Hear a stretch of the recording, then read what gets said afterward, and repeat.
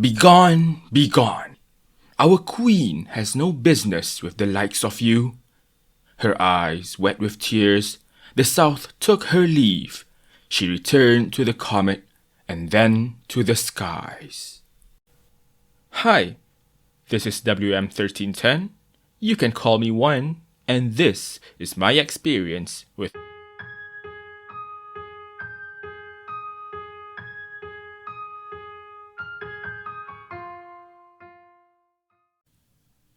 Once again, we're back with Nirmala and Atma playing ball together while discussing the characters in Nirmala's story.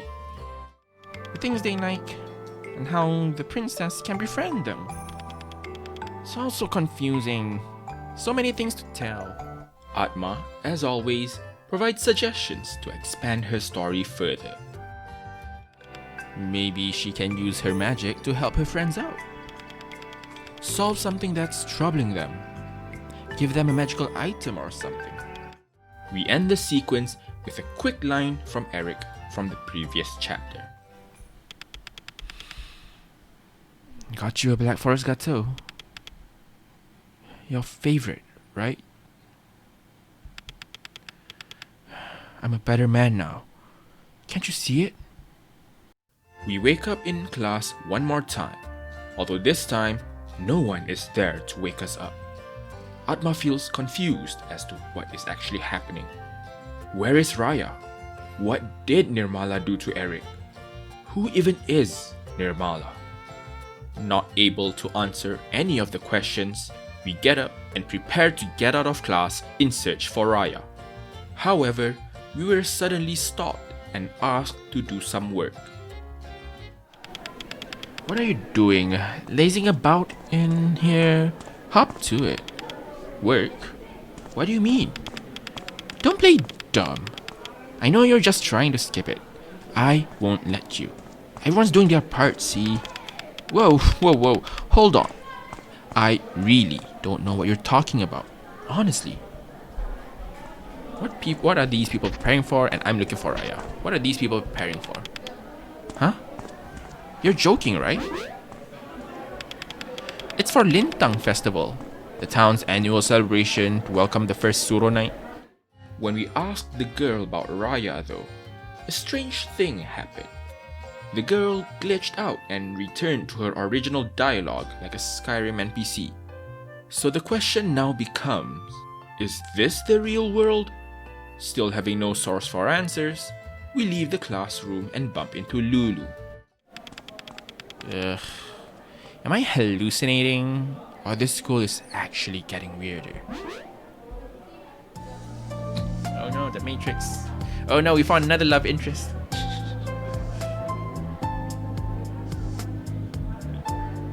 We have to find Raya. Oh no, she's hot. I don't know.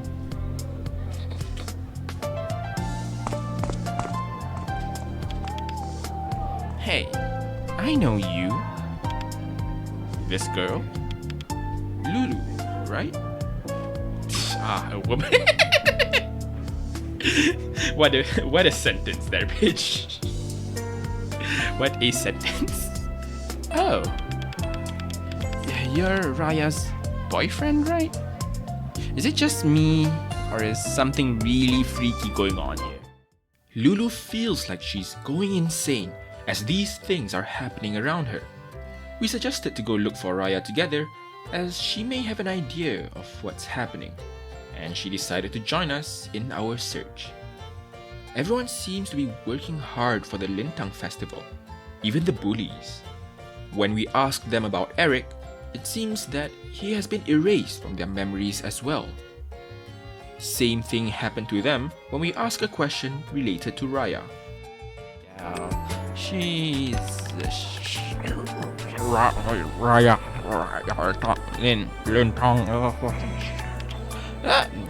Hello, Atma. Aren't you excited for Lintang Festival? Worth a shot, I guess. We were about to get out of school when we see that Mr. Agong is blocking our path. Stop slacking off and do your part for Lintang Festival, kids. Mr. Agong? Where are your manners? You will address me with my proper title. Whoa. Major General Agong Boil Jono. Remember that. Oh shit, dude transformed. It evolved from teacher to like entire military hierarchy. Well, the teacher has evolved into a major general. Lulu, not being able to comprehend the situation, starts to argue with Mr. Agong to get him to act normally again. During the argument, the yellow flower that we all know and love at this point appeared on Lulu's head. But the one having issues right now and glitching out is Mr. Agong.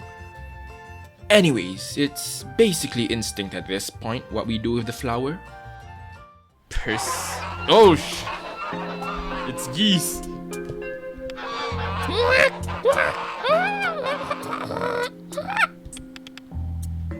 Huh? A courtroom?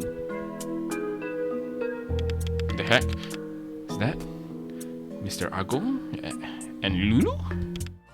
We are now in a court session with the judge being Lulu, the defendant being Mr. Agong, and the jury and spectators being a bunch of geese. Or ducks, whichever it is.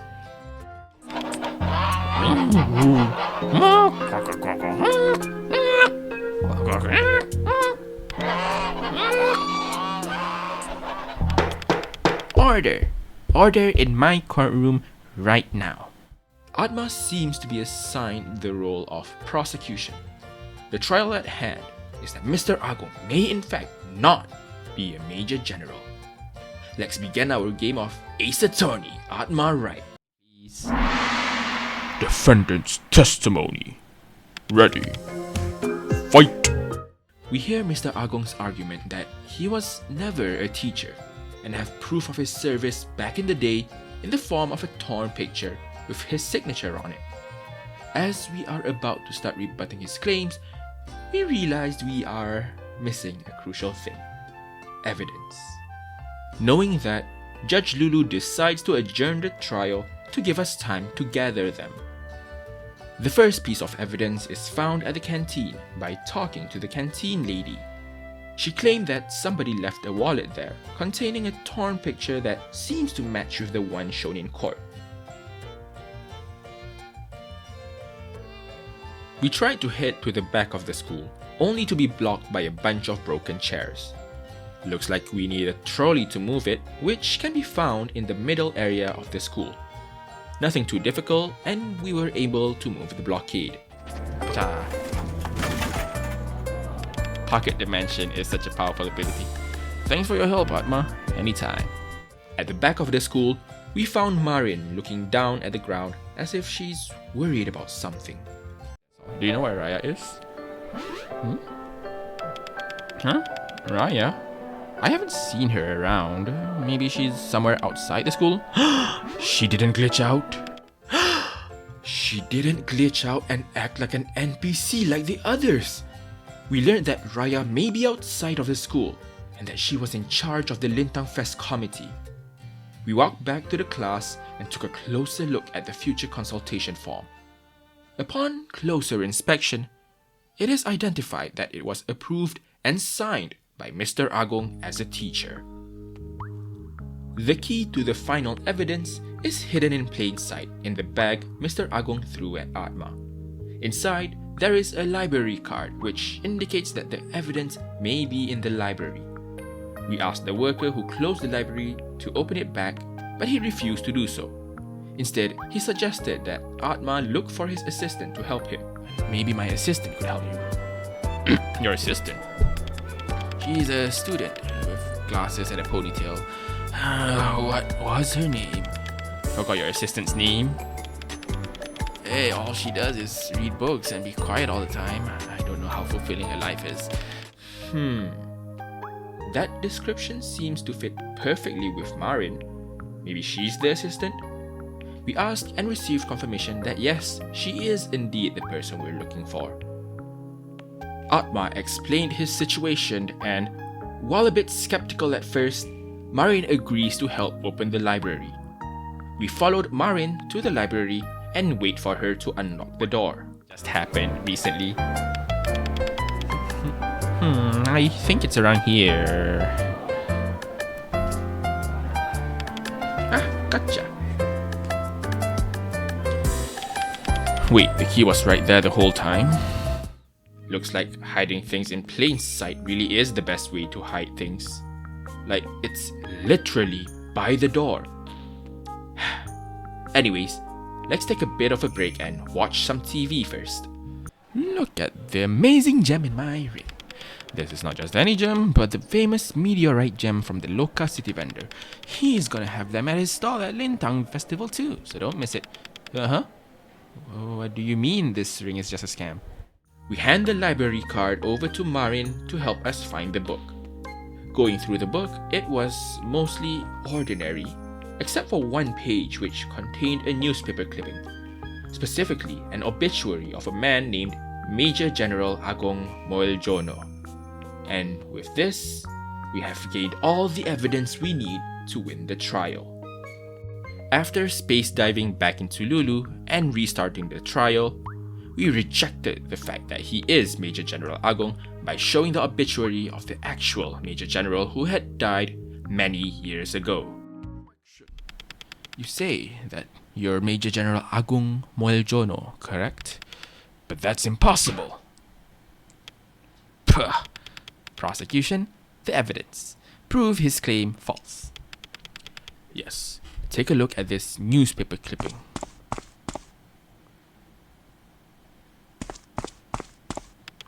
Local Loka man is arrested for selling cigarettes to minor. Your Highness, the reverse. Huh? Oh, this is an obituary? Wait. The obituary of Major General Agong Moeljono? Ugh. That's right. The real Major General is deceased. And as you can see by the date on the newspaper, he passed away many years ago. The real Major General Agong Moeljono is dead. Oh, things spicing up in the duck court. Or geese court. Order! I will have order now. Well, defendant, what do you say to this? Fake news! Fake news, I say. This is a conspiracy. No real rebuttal, I see. Still not convinced? Our next attack to his arguments is with the torn photo. It seems that our assumption is correct that the one we found perfectly fits with the photo Mr. Agong brought in. The last blow comes from the future consultation form, with his signature as proof that Mr. Agong is indeed a teacher instead of a soldier. You aren't a Major General at all. You're Agong Moeljono Putra, a Loka High teacher.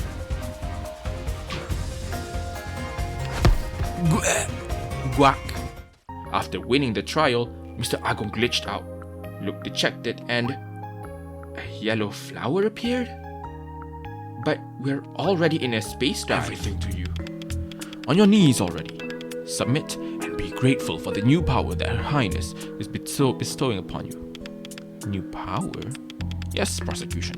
Congratulations, we are now closer than ever to the truth. But your work is not yet done. Worry not, this court stands firmly behind you. Yes, the power that changed this man runs deep. Your current abilities are not enough, but yes, the foundation is there. I bestow upon you the power of cross dive.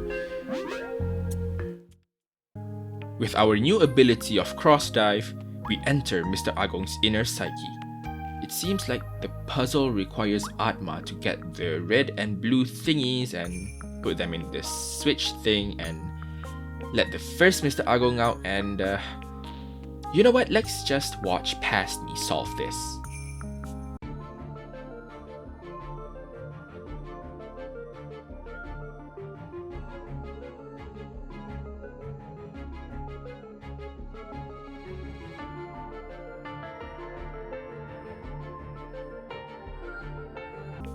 Now that the teacher Mr. Agong is free, we find out that the soldier Mr. Agong is actually his father, who was the one in the obituary.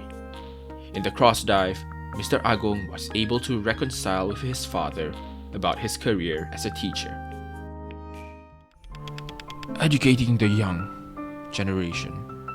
Educating the young generation that will inherit the future. It's my own way of serving the country.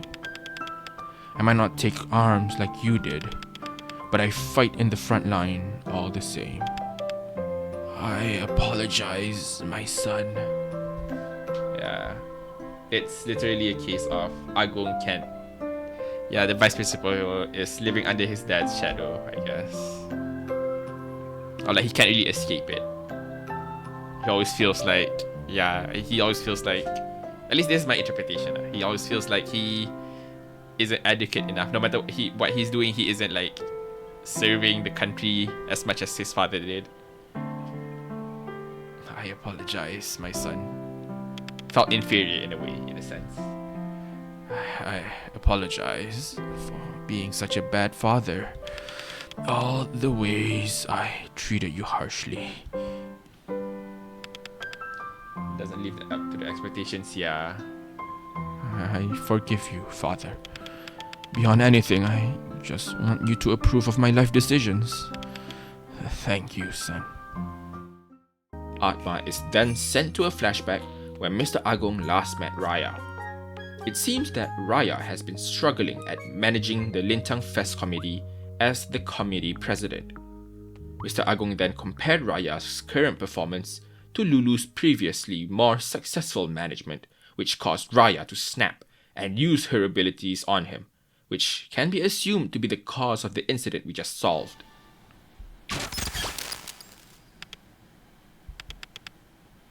Useless.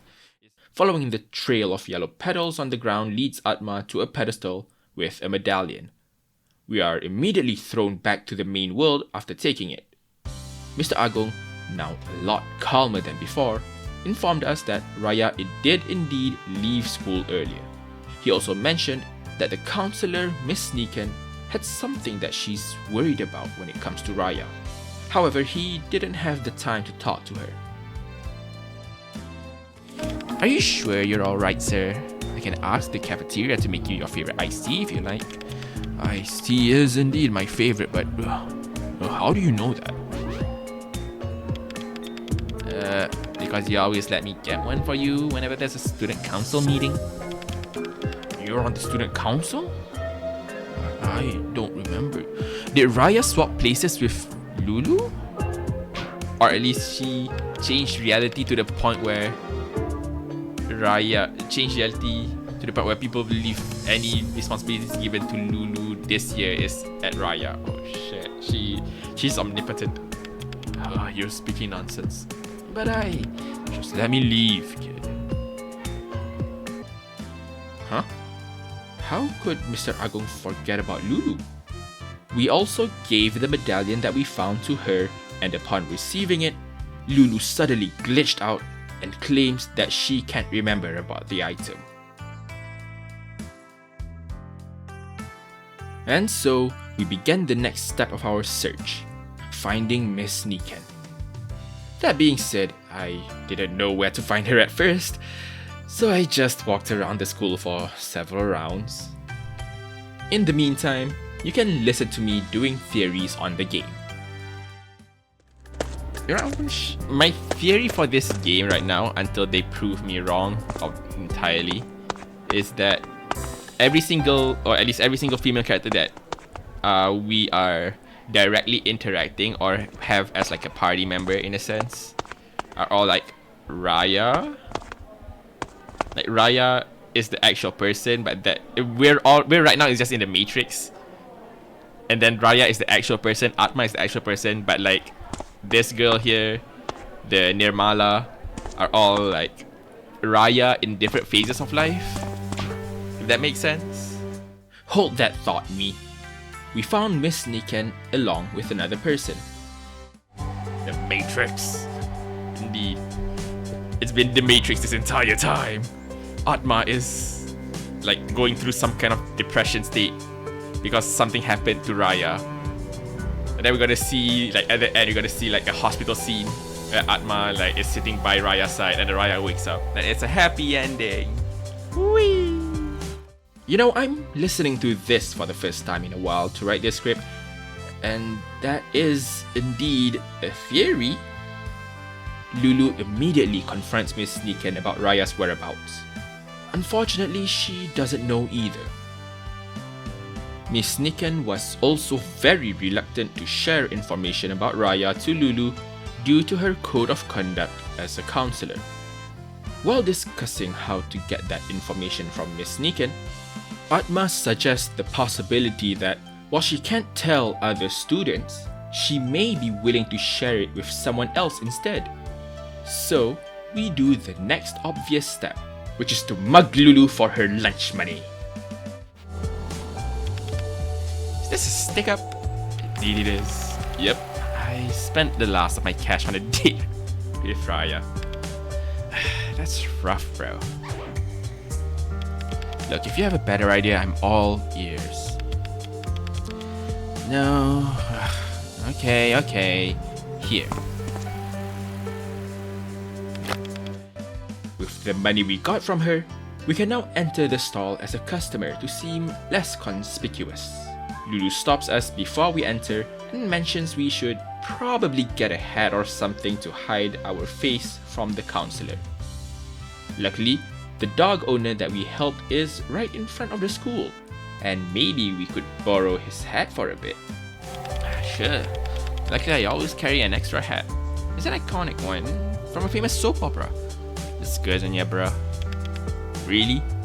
That easy? I mean, I always have a spare hat.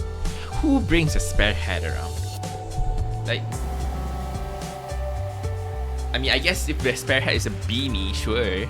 Like, you can put it in the bag and it doesn't look awkward. But if it's a hat with like with a hat with like the bill, where does he fit that? What kind of lunatic doesn't keep a spare hat on hand for emergencies? Well, at least we got a hat. Let Operation Eavesdrop begin.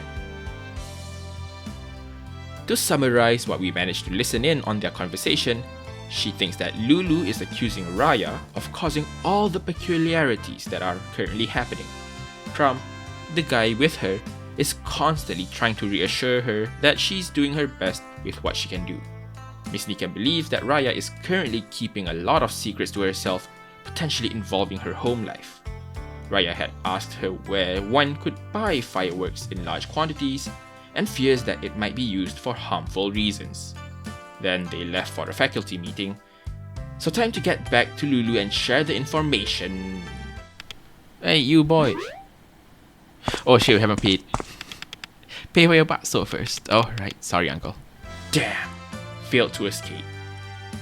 We share all that we heard with Lulu, and she mentions that there is someone who could provide such a large amount of fireworks. It's the old lady at the community center who gave us the bitter melon previously.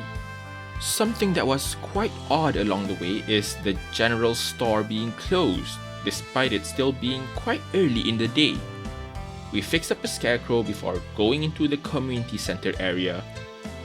When we reached the community center building, we found that it had been burnt down by the old lady we're looking for, named Madam Puspa.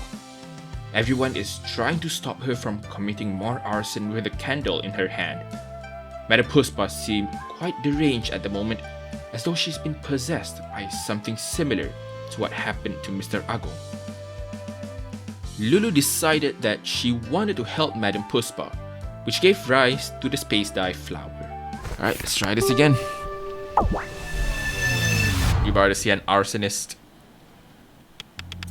Oh, the courtroom. Oh, we're back with the geeses. The gooses, the geeses, the duckses.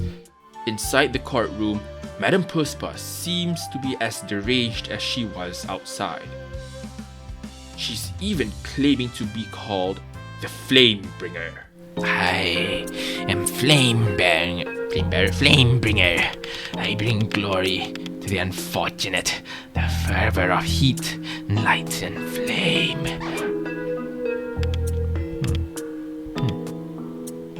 Damn, not even the geeses are making sounds. Some Also call me Madam Puspa. Even the geese aren't impressed by that. With that being said, testimony time! She claims that this side of Madam Puspa is the real one, the one who desires to burn. She shows us a picture of fireworks erupting in the sky. Madam Puspa was known as the fireworks expert in PT Bunga Api Co., and the arson case was just the start of a dangerous fireworks show. Her intent is to spread her love for fireworks and its destructive powers. With the testimony session over, it's time to find some evidence. Our first clue to discovering some evidence is Miss Sekar, who happened to be Madam Puspa's friend and neighbor. We asked her what she knew about Madam Puspa, and she replied that her favorite flower is from the Asoka tree. In the hopes to help calm her down, she requests us to pick the flower that she had been growing and give it to Madam Puspa. The flower was planted in a pot that has a very familiar logo. Upon closer inspection, the flower of the Asoka tree looks surprisingly similar to the picture shown during the testimony. Before leaving, Miss Sekar points us towards our next step. Apparently, that doomsayer guy used to be Madam Puspa's right-hand man back in the day in the Yayasan Bunga Hidop Club. Remember that guy? Hold on, let me try to find it. Judgment Day is coming. Death is upon us. The omen has been fulfilled. Yeah, that guy. While looking around for the doomsayer, we bump into someone who is surrounded by cats. Curious on why that is the case, we go and talk to the person. What can I do to earn the trust of a cat that's particularly spicy? In what sense? Put them at ease with a special herb. All cats like catnip. Here, I'll give you some. Tell me how it goes. I don't remember which cat that was spicy just now. So that's why. Oh! It's a goose. There's goose, also honk, a goose. My pet goose. Life good. More walking is done and we are blocked by a car with the logo that at this point is basically everywhere and seems to be strongly related to Madam Puspa. We talk to the driver and hey man, his tire had burst and due to his bad back, first. he's unable to bring the tire for fixing and asks us to help him. me, Ripper. So of course, we ignore the tire for now and head to the back of the school, only to run back once again into the quiz it's rooms. again. This time, we will get the letter Y from the word Precious. Since it is part of the That's bucket one of list, the secret. we accept the Okay, challenge without hesitation. Ready. Unfortunately, What? there's no flashbacks to help us this Mamal. time, as the questions are randomly selected. You can answer the And rest we of need my to get questions all correctly. of them correct. You ready for the next 5 questions? It's wrinkly brain time.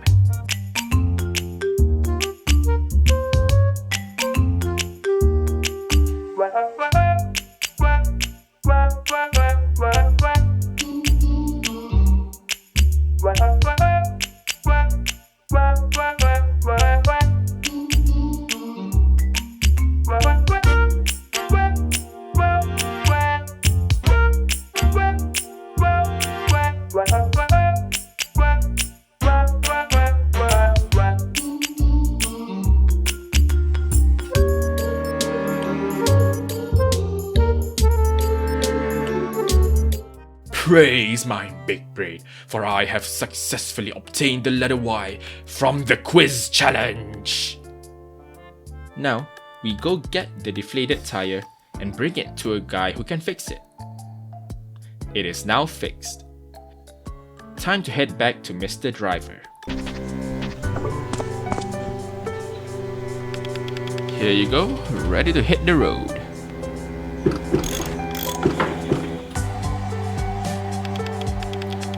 Thanks a lot, kid. Save this poor old back. Sir, do you by any chance know Madam Puspa? I think my wife knows her, yes. Can I ask you a few questions about her? What do you want to know? What do you know about Madam Puspa? She's a very tough woman, that's for sure. Her artistic sense is out of this world. My wife said that her leadership was the reason the club won the award for environmental change at its peak. Can you tell me more about the flower logo? That's Yayasan Bunga Hidup's emblem. Madam Puspa's Flower Club. My wife was a member at one point. Was really successful, but I heard Madam Puspa fell out with one of the other members and stopped going. Something about missing trophy, maybe? Those are very interesting pieces of information we obtained. So the Doomsayer is apparently at the cinema, which is coincidentally along the path that was blocked by the car. When we reached the cinema, it looked extremely run down despite us being there not too long ago. In front of the cinema, we see Mr. Security Guard who is trying to find our good friend Doomsayer to arrest him. The Doomsayer, on the other hand, is currently up on a tree and refuses to come down until he knows he's safe. I'll admit that at this point I was clueless as to what to do next for this piece of evidence, so I gave up and went off to find another one instead. We do talk to the old guy in front of the school, and he said he's looking for his son. The key identifier is that the guy is wearing a white shirt, navy pants, and a cap. No idea who that could be. Oh well, off we go to find another clue. So, after a lot of walking, and more walking, and even more walking, we tried our luck and entered Ria Cafe. At the other end, there was a lady sitting by a piano, so that doesn't seem to lead to much. There is a cat on the table that we can pet though, so at least we gained something. You know, I didn't realize how lost I was during this part of the game. I even went back to the cinema and tried interacting with everything there. In the end, I gave up and committed the greatest no-no in gaming. I looked up a guide in my first playthrough. Blasphemy! And even after looking at the guide, I only felt worse. So apparently, I was supposed to talk to the security guard after talking to the old man. In hindsight, he is the only person who fits the description in the game. Anyways, it seems like the old man is his dad, and we're trying to get Mr. Guard to go see him. However, Mr. Guard didn't believe what Atma just said and told us to ask the old man some questions to confirm his identity. We backtracked to the old man and he gave his response. We passed the message along and Mr. Guard finally believed us and left the cinema, allowing Doomsayer to finally get down from the tree. And so we began our interrogation. You know what? Fine. I'm done with the bad karma. It was me, okay? I broke the trophy. What happened? Just so shiny. I was just admiring it. I never thought it'd slip from my hand. I hid it. I didn't want Madam Puspa to ask me to pay to replace it. I didn't have money. I still don't. I tried to repair it, but there was a part missing. The part with the club's emblem, the flower symbol. Couldn't just give it back like this, could I? Look, it's hideous. Shit, could it be? Is this the part you were missing? Oh, how'd you get that? Madam Puspa dropped it earlier, after the chaos with the fire. Oh man, give me that thing, then I can fix the trophy. But all this time, she was still carrying it around with her. Man, I feel awful. If I had known how much it meant to her, I would have just come clean. Here, you can have it. If you know about the trophy, you must be a friend of Madam Puspa. Maybe you can convey my remorse. We obtained the fixed trophy, which also happens to be an evidence for the trial. Doomsayer also gave directions to find the final piece of evidence, an old signboard near the empty field that Madam Puspa often just stares at for several minutes. We reached the sign and began to observe it carefully. Before that though, we came across a very aggressive cat, and now our mission is to pet it. Remembering the fact that we got some catnip, we gave it to the cat and it started to calm down enough for us to pet it. Have you ever met Kitty Cat? Back to the signboard. The signboard seemed to have information on PT Bunga Api Co. To dig out more information, we're gonna have to go to the internet cafe. Hopefully there's a free computer when we get there. Mom, billing meter's still running. I don't care. I told you, come home immediately after school. While you live under my roof, you have to help with the chores. Well, that's lucky. Time to browse the internet. Never use internet, what should I do? Look up Madam Puspa, click on cat pics. Click on cat pics. Aw, it's a gift of a cute kitten. Frankie baby. Anyway, I should search for something else. More cat pics.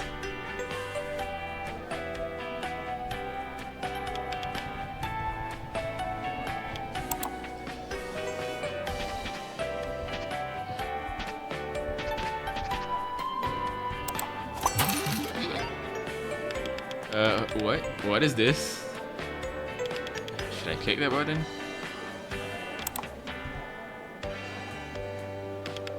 Did I break it? Oh, it's just restarting. Whew. Anyway, I should search for something else. Madam Puspa. 404 page not found. Weird. PT Bunga Api Co. Ooh. Found it. It's an article from a few years ago. Firework factory catches fire. Kills 20 plus. Several explosions have occurred at fireworks factory belonging to PT Bunga Api Co. At least 20 have confirmed dead, with dozens more injured, authorities announced on Monday. Cause of the blast still unknown. Owner Ratna Puspadewi remains unavailable to the press weeks after the event. PT Bunga Api Co has declared bankruptcy following the incident. However, Madam Puspa plans to continue to use the distinct Asoka flower logo of the PT Bunga Api Co. The logo will be reused for the owner's Botanical Club CSR Yayasan Bunga Hidup. Picture the company sign outside the devastated factory. This is it. Sign indicated the location of the burnt down PT Bunga Api Co. Got the evidence. Wow! The internet certainly is a wild place full of information and dangerous pop-up ads. We go to the counter and pick up the printout as our last piece of evidence. Now, it's time for us to head back and beat Madam Puspa in the trial. Our first offensive move is proving that PT Bunga Api Co had long since closed down after the accident. Therefore, the arson case committed by Madam Puspa couldn't have been done by the company. She flustered and immediately changed her reasoning as one for revenge to those who didn't appreciate her. This point is easily countered by presenting the fixed trophy. I have located the man who broke it. He wanted me to tell you that he's sorry. That he and the rest of the club members looked up to you so much. To deal the finishing blow, we bring out our secret weapon, the flower of the Asoka tree. We prove that the thing in the picture is not in fact fireworks, but it was the flower instead. After the trial, we prepare to perform cross dive into Madam Puspa.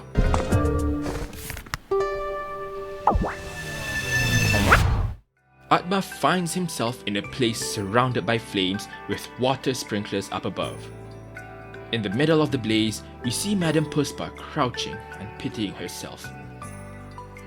So we gotta do some work on the valves to make sure water comes and put the fires out.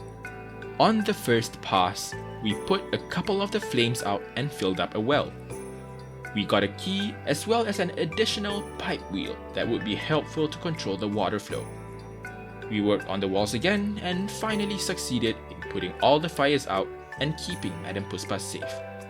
As the flame disappears, bushes of the Asoka tree came to existence.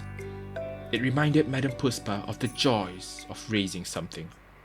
We are then shown the last moments of Madam Puspa prior to becoming the flame bringer. It seemed that Raya was once again involved. She was looking for someone to craft fireworks, And after Madame Puspa constantly refuses to make the fireworks and continues to compare Raya to Lucy, she snaps and uses her magic on Madame Puspa. Damn, Raya do be causing problems. We also got a flower from a pedestal that has a tag saying, "Dearest Miss Lucy," before getting kicked out. We are then told by Madame Puspa that Raya was heading towards Uncle Booty, which means that is where we are headed next. Although, it seems that now Madame Puspa had also forgotten about Lulu, just like what happened to Mr. Agong. Lulu was reminiscing that Madame Puspa calls her Lucy because she reminded her of an oriental lily, which is exactly the flower we saw earlier. We gave the flower we found to Lulu, but it caused her to glitch out and act as though the previous conversation never happened. With no time to lose, we make our way to the general store. At this point, I was doing a quick detour to make sure I didn't miss anything.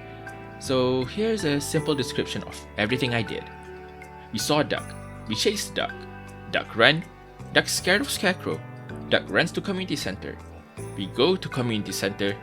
Duck see guy in Duck mascot outfit. Duck attracted to Duck outfit. Pet Duck. Bottle cap. Find different path. Pet more cats. Bottle cap part 2. One more time. Fetch with dog. Save cat. Pet cat. Detour complete. We reached the store only to find it suddenly open for business. We immediately asked Uncle Booty about Raya's whereabouts, which caused him to writhe in pain. Stranger still is that Uncle Booty doesn't remember that he had a son named Eric. Lulu keeps pressuring him to remember about Eric and how he actually felt about him. He's your only son. Eric. Yes, Eric. You remember. Eric is not here anymore. I don't need such a petulant child. You kicked him out? No, that's impossible. Uncle, I know you. You'd never abandon your only son. Don't speak to me like that. Please, Uncle. Eric might be a difficult kid, but he loves and respects you so much. Remember when you dropped him off on the first day of school? He clung to you because he was so scared of not having you by his side. Terrified of not having you by his side. That's how much he loves you. Stop. And when he got into that motorbike accident, you were with him all day and all night in the hospital. I don't. You two only have each other. No, I hate him. You kids these days don't know how to respect your elders. Eric, and you, impertinent child. Finally, Uncle Booty breaks and grabs hold of Lulu, causing her to be in pain. Taking quick initiative, Atma immediately used the book to space dive into Lulu. The courtroom had been evacuated and the pillars destroyed. We find Uncle Booty and Lulu at the other end of the courtroom, and he goes into rage mode. Seems like we'll have to beat him in a fight this time.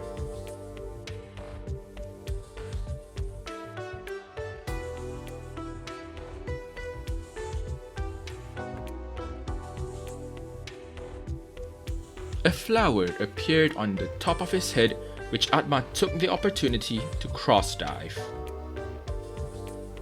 We are introduced to a space with a series of doors, with each one blocking the path to a piece of Uncle Booty's memories about Eric, with each door we passed showing us an earlier portion of the memories.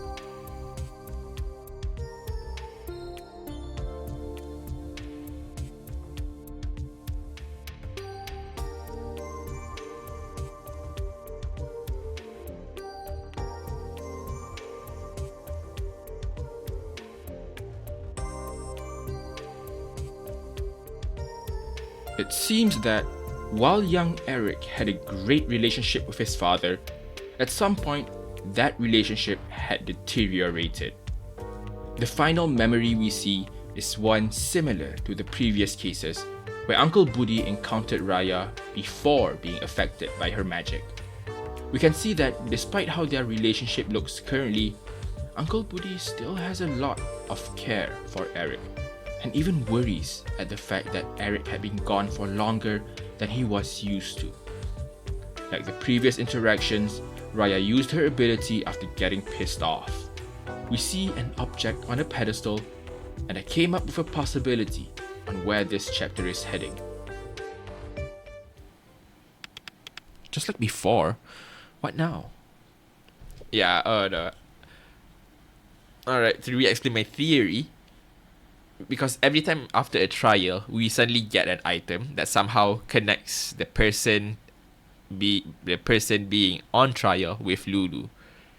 But every time we take it out, the person forgets Lulu, and every time we give the thing back, we show Lulu the item object, Lulu forgets what the object is. So what I'm thinking of is, this would be the last quote-unquote trial, and then the next trial would be trial with Lulu to remind her who she is. But hey, that's just a theory. Space for the Unbound theory. The object on the pedestal this time was a ginger candy. Back in the main world, Lulu was pissed at Raya for what she did and promised Uncle Budi that she would pay. Unfortunately, Uncle Budi also suffered from the same fate of forgetting about Lulu, and this appears to be the last straw for her as Lulu ran out of the store. We chased after her and saw her feeling distraught that people don't even remember her to the point where she doesn't even believe she's real. It hit her hard enough that she started to become transparent, as if to slowly vanish. With the flower popping up, Atma used the book this time to save his friend. We space diving. We be diving into space. Oh no. The courtroom looks even worse than it did just now. It's dark, and the pillars are barely recognizable. We continue walking and see a weird orb that glows by the judge's chair. Upon picking it up, a door opened and we made our way past. Two things. First, my theory is proven correct. Hell yeah! Second thing is that in order to get to Lulu, we're gonna have to solve this light puzzle. Not much to say here, so let's just watch me again as I solve this.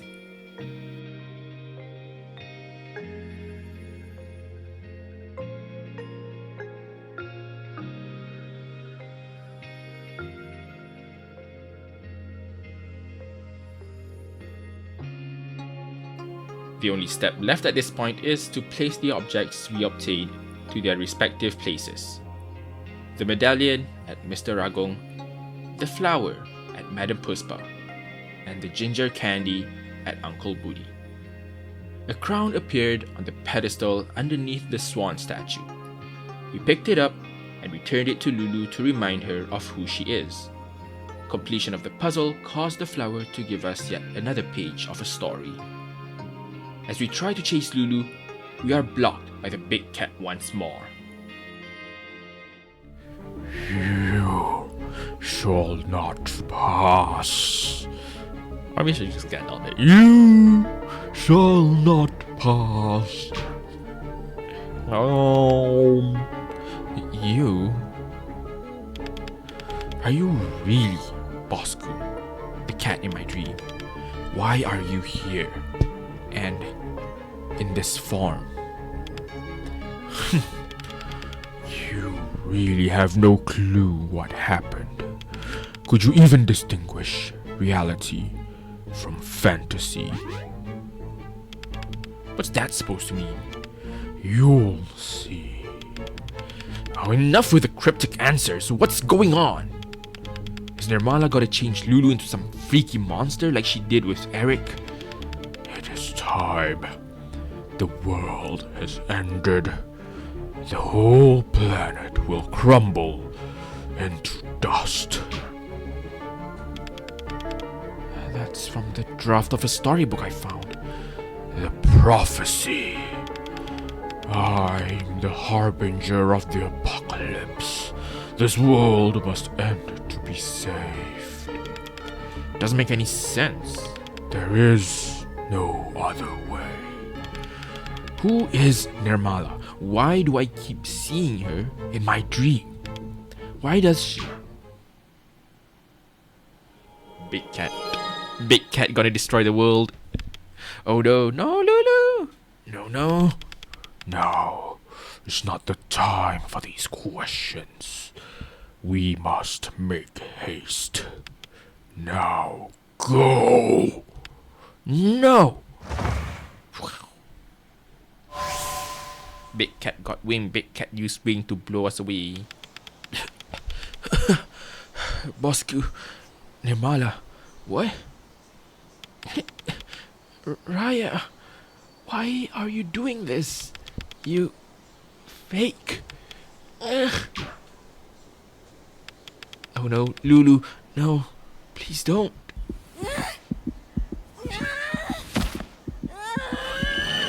Whoa. Raya, you fake. You got big bird, big dog, and big cat.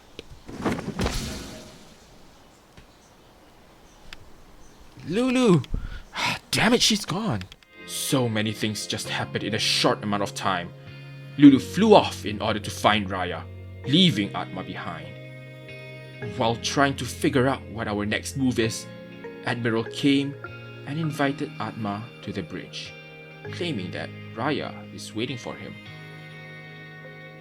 Unfortunately, Admiral could only repeat the invitation line.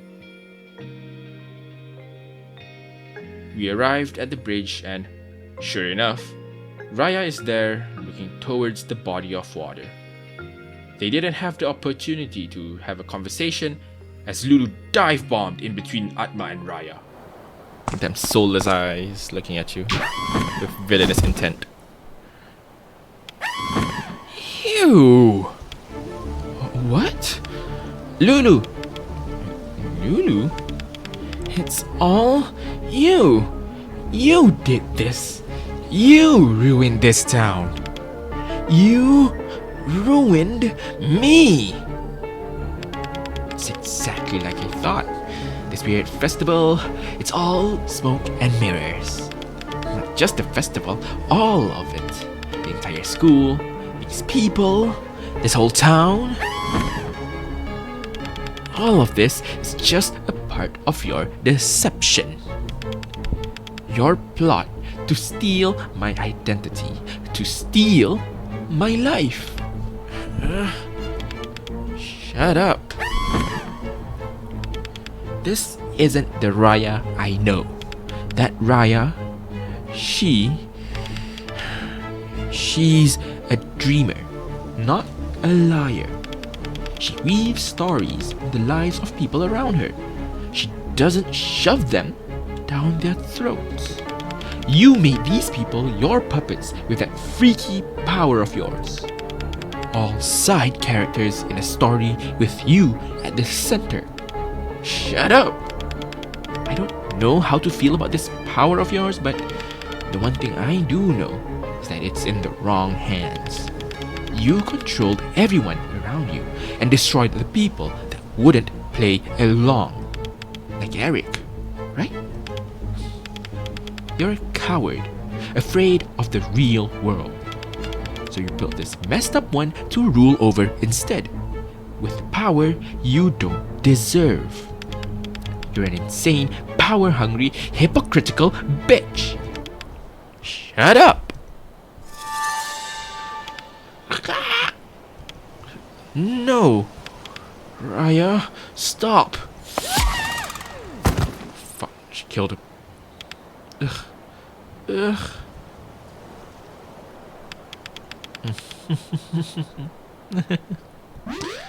With no other distractions coming, Atma finally was able to confront Raya. Turns out, everything she had done so far was all for a single item in their bucket list: to throw a party. And what better way than to throw the biggest party of all?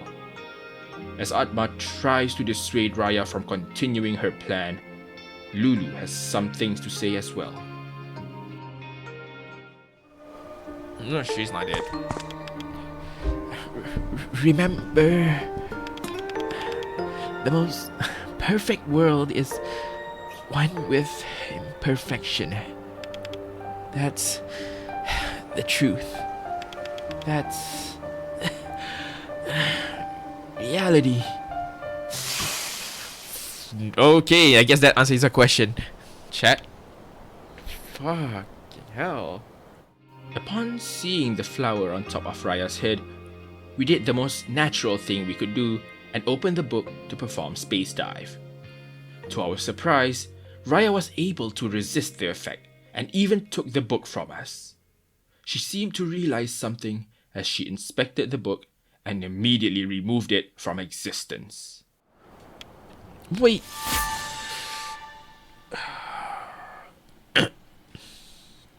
Shit, man. You. What are you doing with that book? Don't you know how dangerous it is? Who gave it to you?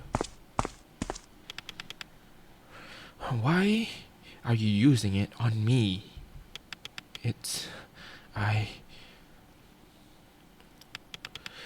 Raya, what are you doing?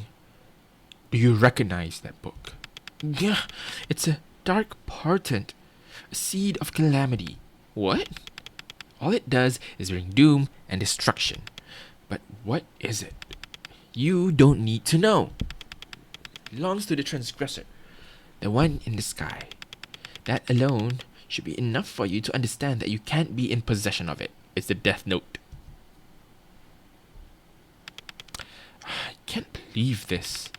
You of all people. With that book. How would this happen?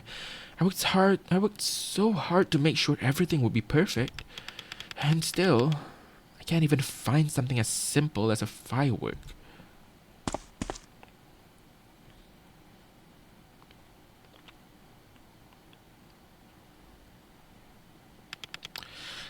But it doesn't matter. Why break my back trying to find some childish plaything when I can show you the real deal? The fuck?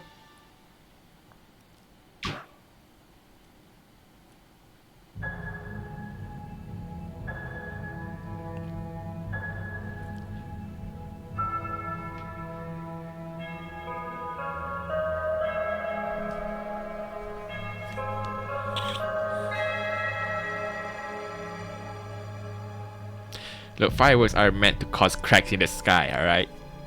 At least not the fireworks I know. That's not a firework, that's a meteor! Lulu, what the... no, not Lulu. Raya, what the fuck?